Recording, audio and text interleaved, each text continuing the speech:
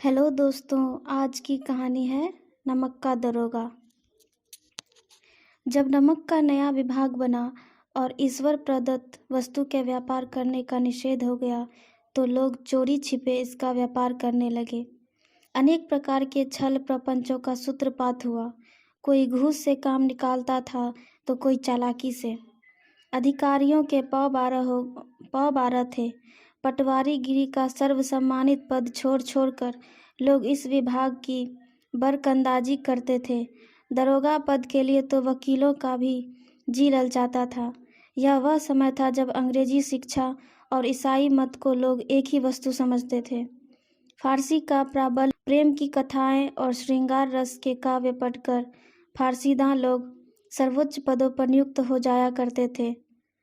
मुंशी बंशीधर भी जुलेखा की विरह कथा समाप्त करके मजनू और फरहाद के प्रेम वृतांत को नल और नील की लड़ाई और अमेरिका के आविष्कार से अधिक महत्व की बातें समझते हुए रोजगार की खोज में निकले।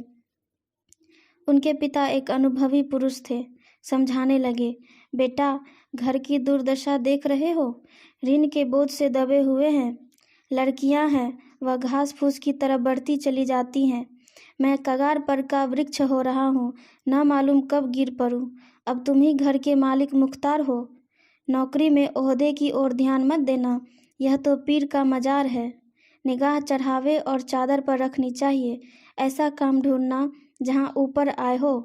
मासिक वेतन तो पूर्णमासी का चांद है जो एक दिन दिखाई देता है और घटते घटते लुप्त हो जाता है।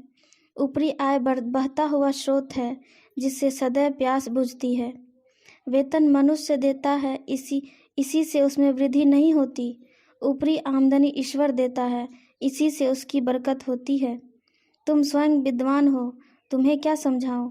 इस विषय में विवेक की बड़ी आवश्यकता है। मनुष्य को देखो, उसकी आवश्यकता को देखो और अवसर देखो। उसके उपरांत जो उचित समझो करो। गरज वाले आदमी के साथ कठोरता करने में लाभ ही लाभ है, लेकिन बेगरज को दांव पर पाना जरा कठिन है। इन बातों को निगाह में बांध लो। यह मेरी जन्म भर की कमाई है। इस उपदेश के बाद पिताजी ने आशीर्वाद दिया। वंशीधर आज्ञाकारी पुत्र थे। ये बातें ध्यान से सुनी और तब घर से चल खड़े हुए। इस विस्तृत संसार में उनके लिए धैर्य अपना मित्र, बुद्धि और पथ प्रदर्शक और आत्मावलंबन हो अपना सहायक था। लेकिन अच्छे शकुन से चले थे। जाते ही जाते नमक विभाग के दरोगा वहां पर प्रतिष्ठित हो गए। वेतन अच्छा और ऊपरी आय का तो ठिकाना ही न था। वृद्ध मुंशी जी को सुख संवाद मिला तो फूले न समाये। महाजन कुछ नरम पड़े। कलवार की आशालता लहराई।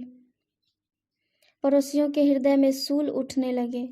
जाड़े के दिन थे और रात का समय। नमक के सिपाही चौकीद सर नशे में मस्त थे। मुंशी बंशीधर को यहाँ आए अभी 6 महीने से अधिक न हुए थे, लेकिन इस थोड़े समय में ही उन्होंने अपनी कार्यकुशलता और उत्तम आचार से अफसरों को मोहित कर लिया था। अफसर लोग उन पर बहुत विश्वास करने लगे। नमक के दफ्तर से 1 मील पूर्व की ओर जमुना नदी बहती थी। उस पर नावों का एक पुल बना हुआ था। दरोगा जी किवाड़ बंद किए मीठी नींद में सो रहे थे। अचानक आंख खुली तो नदी के प्रवाह की जगह गाड़ियों की गड़गड़ाहट तथा मल्लाहों का कोलाहल सुनाई दिया। उठ बैठे। इतनी रात गए गाड़ियां क्यों नदी के पार जाती है? अवश्य कुछ न कुछ गोलमाल है। तर्क ने भ्रम को पुष्ट किया। वर्दी पहनी, तमंचा जेब में रखा और बात की बात में घोड़ा बढ़ाए हुए पुल पर आ पहुंचे। गाड़ियों की एक लंबी कतार पुल के पास जाती देख पूछा, किसकी गाड़ियां हैं? थोड़ी देर तक सन्नाटा रहा। आदमियों में कुछ कानाफूसी हुई।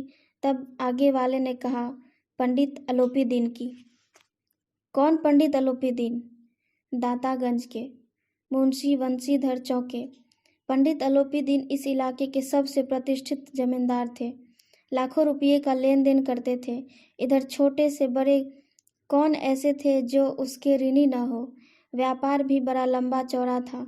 बड़े चलते पुर्जे आदमी थे, लेकिन अफसर उनके इलाके में शिकार खेलने आते और उनके मेहमान होते। 12 मास सदा व्रत चलता था। मुंशी जी ने पूछा, गाड़ियाँ कहाँ जाएंगी? उत्तर मिला, कानपुर।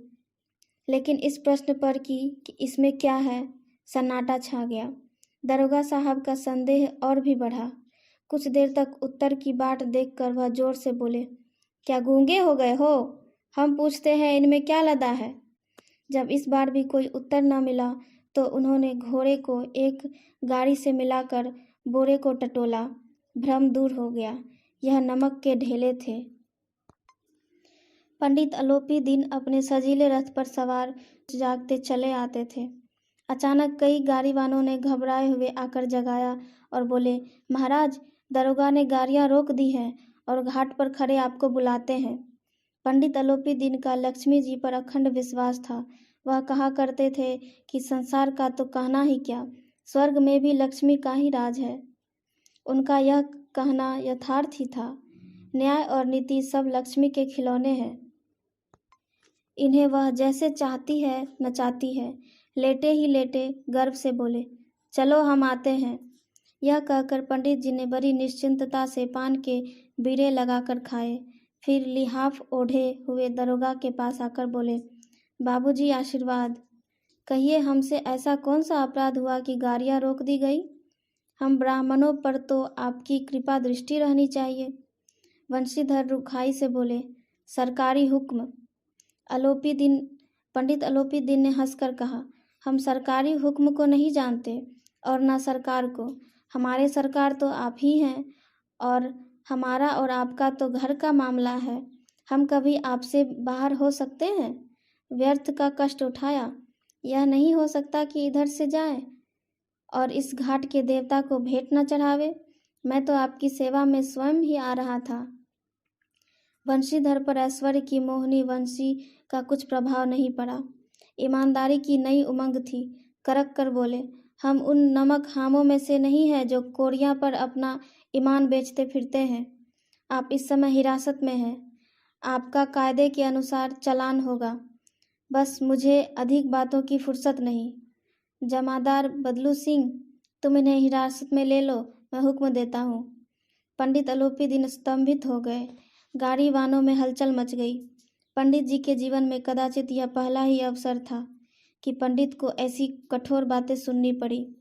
बदलू सिंह आगे बढ़ा, किंतु रौब के मारे यह साहस न हुआ कि उनका हाथ पकड़ सके।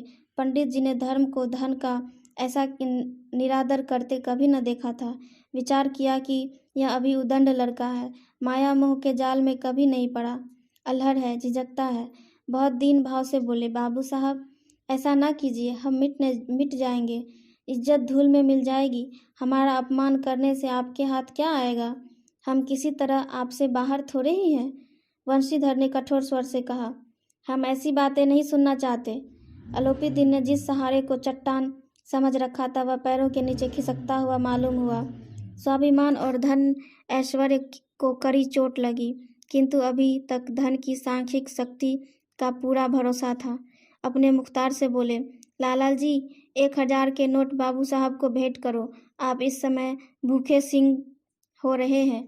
वंशीधर ने गर्म होकर कहा, 1000 नहीं, 1,00,000 भी मुझे सच्चे मार्ग से नहीं हटा सकते। धर्म की इस बुद्धिहीन दृढ़ता और देव दुर्लभ त्याग पर मन बहुत झुंझलाया। अब दोनों शक्तियों में संग्राम होने लगा। धन ने उछल उछल कर आक्रमण करने शुरू कर दिए। 1 से 5, 5 से 10, 10 से 15 और 15 से 20,000 तक नौबत पहुंची। किंतु धर्म अलौकिक वीरता के साथ इस बहुसंख्यक सेना के सम्मुख अकेला पर्वत की भांति अटल अविचलित खड़ा था। अलोपी दिन निराश होकर बोले, अब इससे अधिक मेरा साहस नहीं, आगे आपका अधिकार है। वंशीधर ने अपना जमादार को ललकारा। बदलू सिंह मन में दरोगा जी को गालियां देता हुआ पंडित अलोपी दिन की ओर बढ़ा। पंडित जी घबराकर 2-3 कदम पीछे हट गए।